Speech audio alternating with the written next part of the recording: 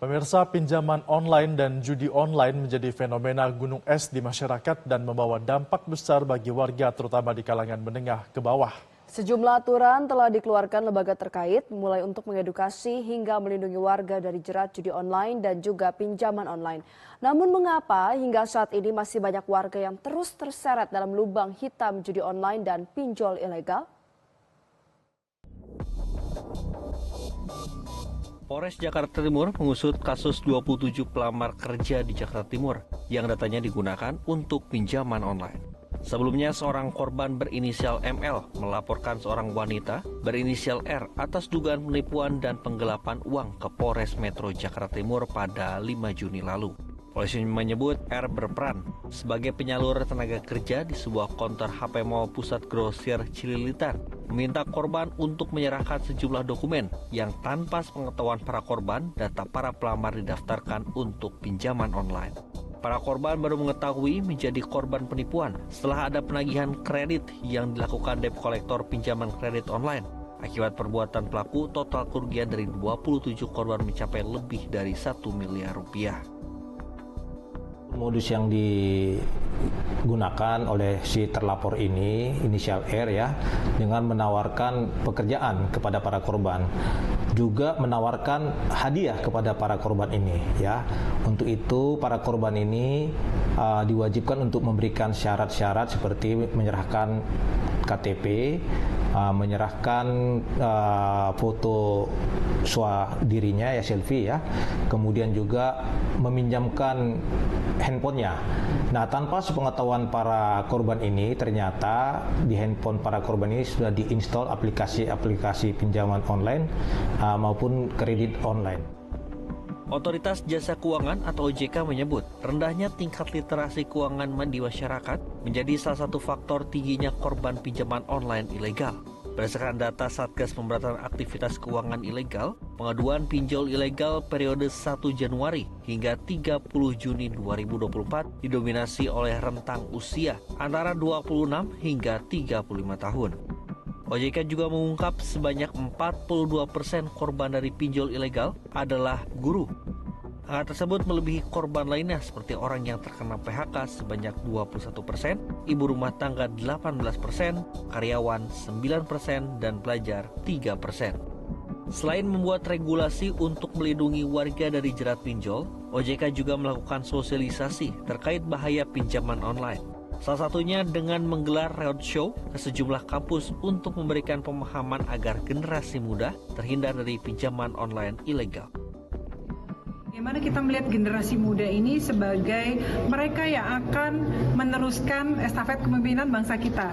Jangan sampai anak-anak muda ini ketika mereka sudah semangat sekolah, tapi kemudian karena terjerumus kepada yang ilegal, akhirnya jangankan masa depan yang cerah, mungkin dia akan kemudian terjerumus hal yang negatif, nggak bisa mencapai cita-citanya, dan harapan kita tentang generasi emas 2045 nggak akan bisa tercapai. Karena pertama mereka nggak bisa mengelola keuangannya, yang kedua mereka sudah kemudian sulit hidupnya karena sudah masuk ke dalam catatan-catatan integritas keuangan yang kemudian menyulitkan masa depan mereka. Banyaknya korban pinjol di masyarakat membuat DPR meminta aturan pinjaman online yang tengah digodok OJK diperketat. Ketua DPR Puan Maharani meminta OJK tegas dalam menyusun aturan tentang pinjaman online dan mengutamakan pelindungan dan keamanan warga. OJK juga diminta ada aturan tegas agar konsumen pinjol dibatasi cara dan nominal angkanya. Karena menurut data statistik Fintech Lending OJK tahun 2023 yang mencatat prioritas nasabah pinjol adalah generasi muda sebanyak 54,6% atau mencapai 27,1 triliun rupiah. Tak hanya pinjaman online, rendahnya edukasi finansial juga membuat kasus judi online tumbuh subur di Indonesia. Hal tersebut salah satunya tercermin saat Satreskrim Polres Metro Jakarta Barat menangkap seorang pelaku jual beli rekening penampungan transaksi judi online yang menargetkan warga kurang mampu beberapa waktu yang lalu. Dalam aksinya, pelaku berinisial J yang pernah bekerja di situs judi online di Kamboja pada tahun 2022 tersebut menargetkan warga tidak mampu yang ada di Jakarta Barat untuk membuat sebuah rekening dengan iming-iming imbalan 1 juta rupiah untuk satu nomor rekening yang diterbitkan. Saat penggeledahan, kepolisian mendapatkan satu brankas berisi 449 ATM dan 36 buku tabungan dari berbagai bank, termasuk 10 unit telepon genggam dan 1 buah laptop.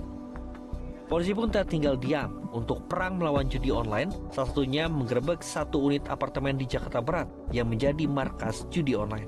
Di lokasi tersebut, selain mengelola situs judi online, para pelaku juga melakukan peretasan terhadap sejumlah website pemerintah dan institusi pendidikan. Dalam penggerebekan ini, polisi menangkap 7 orang.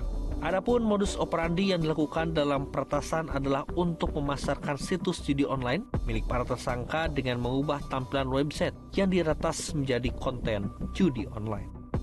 Sejumlah influencer yang terbukti melakukan promosi judi online pun tak luput dari sasaran polisi. Polisi memburu para influencer yang mempromosikan judi online lewat akun media sosial Instagram milik pribadinya.